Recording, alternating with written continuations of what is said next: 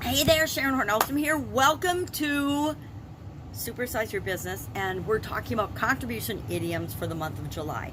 And it turns out that contribute to or contribute to something is actually an idiom. It's from the 1520s. It actually comes from the Latin word contributus. I think that's how you pronounce it. I'm not sure. I don't speak Latin. But it means to give or to add value or to be a factor or a catalyst for a particular event or occurrence, or to add your input to something. So, how do we make the world a better place? Let's talk about 7 ways that you can make donations, as well as 10 giving guidelines. I think we'll talk about the giving guidelines first, because I thought this was kind of a fun list. So, number 1, do your research on the charity. Check out the charity, and you could check in with charity recommendations. There's sites now, thank you internet, that you can research and find out information about different charities and different organizations you might want to contribute time, money, or energy to. So do your research. Just like anything else we do in life, we ought to look into it a little bit before we date someone, before we get in a business partnership with somebody, before we buy from a vendor or a supplier. We ought to do a little bit of homework and research on them. Number 2, pick charities that are and have research-based strategies.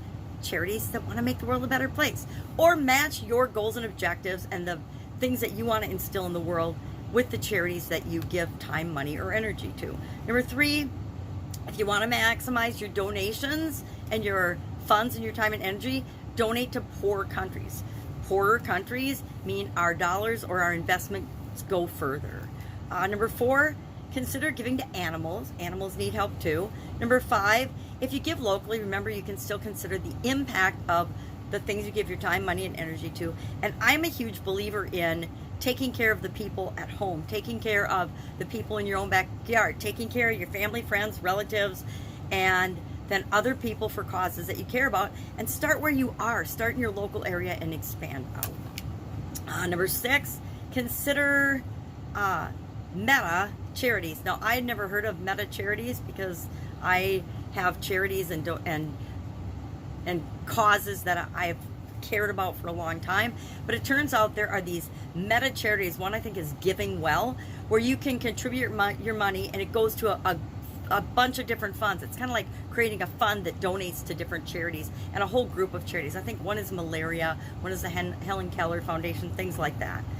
So you can investigate those, and if you're not sure where to donate your money, if you like the causes that they donate to, and I think you can even decide how much of what you donate goes to each of the different type of charities in that fund, or mega charity, or meta, not mega, meta charity, like the metaverse.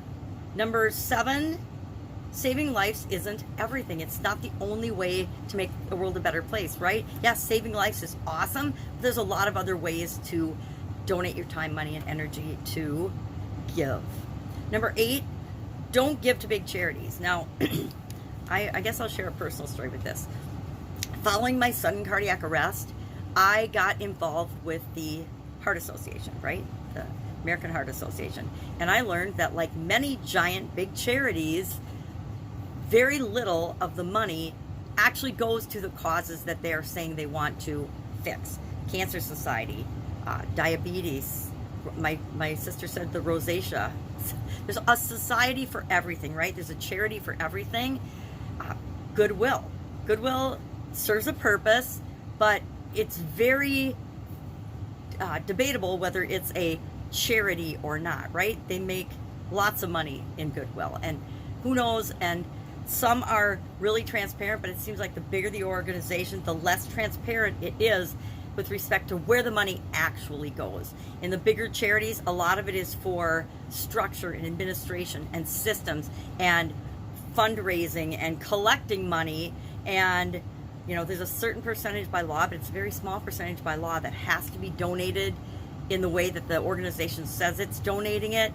And we've all seen foundations by many political leaders that are absolutely positively not going to the things that we expect them to when we're donating our money. So I agree with this. Really scrutinize any big charity that you're giving money to. I do not consider politicians a charity, at least not in my opinion, because very few of them are making the world a better place. Number 9, maybe just give your money to poor people in your area. Maybe donate to your local food shelf. Maybe give money to people that are, panhandling in your area. Your gut, your instinct tells you whether somebody really needs the money or they're one of these rings in the Twin Cities. I live by Minneapolis, St. Paul. In the Twin Cities, there's actually rings of people that go out, kind of like drug dealers. They put people out in the streets to collect money and take a cut of it. Crazy. I never would have believed something like that could happen. And then number 10, give what you can. Start now, give a little, and as you make more, you can give more and share more of your time, your money, and your energy. So what are 7 ways that you can make donations? Number 1, you can just write a check, right? I will admit, the fastest, easiest way to make a donation for me is to just write a check or give merchandise to something. Number 2, you can give online. There's all kinds of online charities now. Again, you have to do your research because you want to make sure what you're giving is actually going to where it says it is and it isn't just a shell or scam. Number 3, you can give through donor advised funds, kind of like Giving Well. Number 4, set up a private or family foundation. And actually for the annual challenge, the BU 365-day challenge, that's what I'm probably going to do. We're on the O and the SOAP framework, and we're looking at options. But I realized that my donations and my contribution and what I add to the world is really sporadic in a lot of areas, especially in the area of contribution and giving and donations. And I want to make that more intentional and more long-lasting, to leave more of a legacy with respect to it. So I'll probably set up either a private or a family foundation. That's what I'm doing. And again, it's option day, so we're doing 10, 3, 1, picking options, but I'm leaning toward that because that was my initial idea. Number 5, join a giving circle, or how about create a giving circle?